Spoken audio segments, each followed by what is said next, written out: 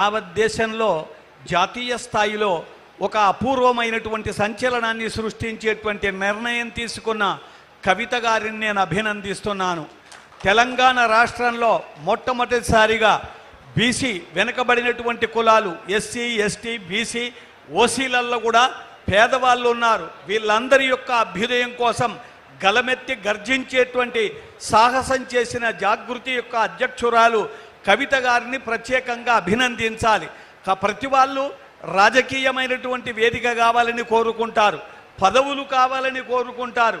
అవేవీ లేకుండా ఈ సమాజంలో వెనుకబడినటువంటి వర్గాలకి, అన్ని వర్గాలకి సమాన ప్రాతిపదికన అవకాశాలు కావాలని గలమెత్తి గర్జించిన కవిత గారిని అభినందిస్తున్నాను.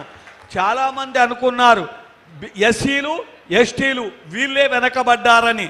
మాలలు మాలలై కవితమాలపు తీవెల తావులందు జొంపాలును పాలునైనవ తపప్పల సత్పల కావ్యసీమ భృంగాలు మరంద మాధురుల కైశికి గీతములాలపించగా రాళ్ళు వరాళ్ళు మేళ్ళు బలిరాయని సత్కవులెల్ల మెచ్చగన్ మాదిగ మాదిగాయనడి మాటకు అర్థము తెల్వలేక మా వేద విశాల భావన నవీన ప్రవీరులై సదా భేద నికృష్ట భావ విషబీజము నాటి విశాల భారతిన్ వాదురగిల్చి దేశమును వక్కలు చేసిరి దేశద్రోహులై.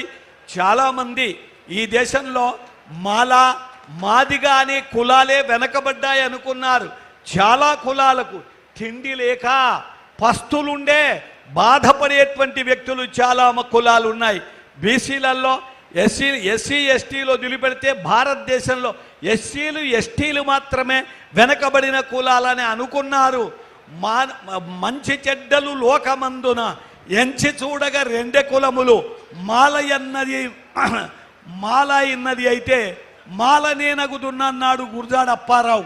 అందుకొరకే మాదిగా కాకుండా ఈ దేశంలో ఉండే అన్ని వర్గాలలో, అట్టడుగు వర్గాలలో తిండి లేక పస్తులుండే వ్యక్తులకు కూడా న్యాయం చెయ్యాలని కోరుకున్న జాగృతి అధ్యక్షురాలు కవిత గారిని అభినందిస్తున్నాను.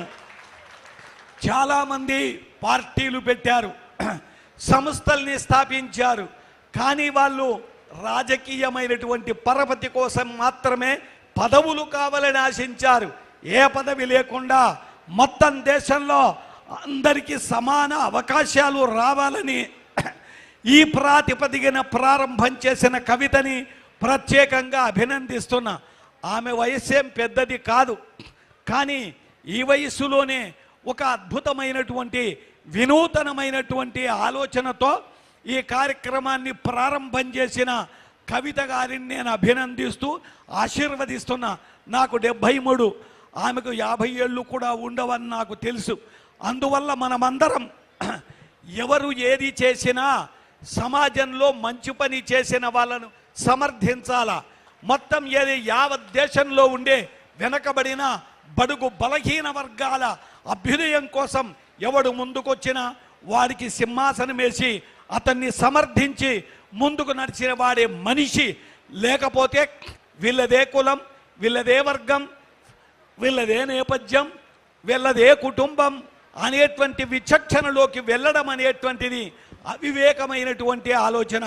అందువల్ల ఈనాడు జాగృతి ఆధ్వర్యంలో యావత్ దేశంలో ఉండేటువంటి బడుగు బలహీన వర్గాల అభ్యుదయం కోసం గలమెత్తి గర్జించినటువంటి ఈ పులిబిడ్డ కవిత గారని ఈ సందర్భంగా మేము ముందు నేను తెలియజేస్తున్నాను. అందరం కులాలకు మతాలకు అతీతంగా కేవలం సమస్త ప్రజల సంక్షేమాన్ని దృష్టిలో పెట్టుకొని లేవనెత్తినటువంటి ఈ ఉద్యమం అది విజయవంతం కావాలని చెప్పేసి దానికి మనమందరం చిత్తశుద్ధితో ఏదైతే ఉందో మనస వాచ కర్మన సమర్థించాలి. ఆమెని మన బలాన్ని, మన శక్తిని, మన వ్యూహాన్ని, మనలో ఉండేటువంటి ఈ ఆర్తిని జోడించి ఆమె ప్రారంభం చేసినటువంటి ఈ కార్యక్రమం ఏది విజయవంతం, 100% విజయవంతం కావాలని నేను కోరుకుంటున్నాను. కేవలం ఈ రౌండ్ టేబుల్ సమావేశం ఇక్కడనే కాకుండా ఇంకా భారీ బహిరంగ సభలు నిర్వహించాలి. మీ ప్రాంతాలలో, మన ప్రాంతాలలో ఇది యుద్ధ ప్రాతిపదికన అన్నింటినీ పక్కన పెట్టి ఈ అంశాన్నే ప్రధానంగా తీసుకొని ఇది అందరినీ కలచివేస్తున్న సమస్య. కొందరికి అవకాశాలు ఉన్నాయి, ఎస్సీ ఎస్టీలకు ఎప్పటి నుంచో అవకాశాలు వస్తూనే ఉన్నాయి. ఒక ఎస్సీ కలెక్టర్ అయితే ఆయన కొడుకు మళ్ళీ రిజర్వేషన్ ఇవ్వడం ఎవడు చెప్పిండండి? ఒక ఎస్పీ ఒక ఎస్పీ అయితే ఆయన పిల్లలకు కూడా రిజర్వేషన్ ఎందుకు ఇవ్వాలి? ఇవ్వకూడదు అనేటువంటి ఆలోచన నాది. దీంతో మీరు ఏకీభవించవచ్చు, ఏకీభవించకపోవచ్చు. అందువల్ల ఒకసారి ఒక తరంలో రిజర్వేషన్ పొందితే మళ్ళీ రెండో తరంలో ఆ రిజర్వేషన్ లేదు, తీసేయాలని చెప్పేసి నేను గట్టిగా మిమ్మల్ని తెలియజేస్తున్నాను. ఎవడు కూడా తిండి లేక పస్తులు ఉండడానికి వీల్లేదు భారతదేశంలో. ఎవడు కూడా వెనకబడిన వాడు, వీడు ముందు పడిన వాడని కాదు. ఎవడు పేదవాడో వాడికి ఖచ్చితంగా అవకాశాలు ఇవ్వాలని చెప్పేసి కోరుకుంటున్నా. అందువల్ల ఈ దేశం యొక్క కులగణన సక్రమమైన పద్ధతిలో జరగాలి. లేకపోతే పార్లమెంటు ఎన్నికలు జరగకుండా ఎర్రకోట దగ్గర పోరాటం చేస్తాం, జై హింద్ అంటాం, వందే మాతరం అంటాం, ఒక చరిత్ర సృష్టిస్తాం, స్తంభింపజేస్తాం పార్లమెంటుని అనే భావనతో ఈరోజు కేవలం 1000 మందో 2000 మంది వచ్చారు. కాదు, 1,00,000 మందితో ఎర్రకోట దగ్గర ధర్నా నిర్వహిస్తాం.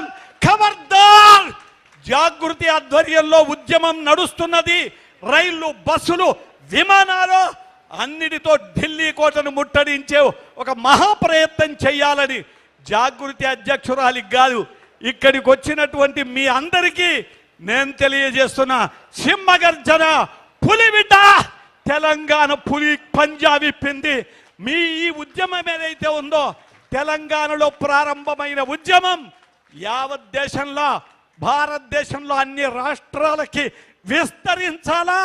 ఇక్కడే కాదు, అవసరమైతే కర్ణాటక, పంజాబ్ రాష్ట్రాలన్నీ, అన్ని రాష్ట్రాలు పర్యటించాలా. అక్కడికి మనం వెళ్ళి వాళ్ళల్లో ఈ ఆలోచన రగిలించాలి. ఇది యుద్ధ ప్రాతిపదికన జరగాల, పోరాటం చేయాలంటాను. అడిగితే ఎవడు ఇవ్వడు, పార్లమెంటు స్తంభింపజేయాలి. అప్పుడు మాత్రమే ఈ జాగృతి సంకల్పించిన మహాయాత్ర విజయవంతం అవుతుందని తెలియజేస్తున్నా. ఎక్కువ సమయం తీసుకున్నాను అనుకుంటారేమో, అందుకు నన్ను మన్నించండి. ఇది సాధారణమైనటువంటి అంశం కాదు, చాలా గొప్ప భూమిక కలిగిన అంశం. ఇది చాలా పెద్ద అంశం. ఈ అంశం మీద 2 నిమిషాలు 3 నిమిషాలుగా గంట మాట్లాడాలి.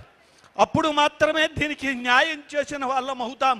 అందువల్ల ఎక్కువసేపు మీ ముందు నిలబడి మీ సమయాన్ని వృధా చేయడం నాకు ఇష్టం లేదు. నేను టీచర్ని, లెక్చరర్ని, కాబట్టి నాకు టైం బాండ్ ఉంటుంది.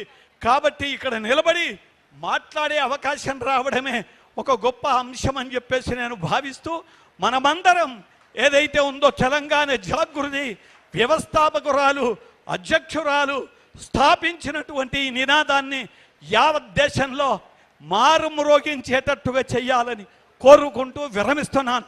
జై హింద్, జై భారత్. Thank you sir.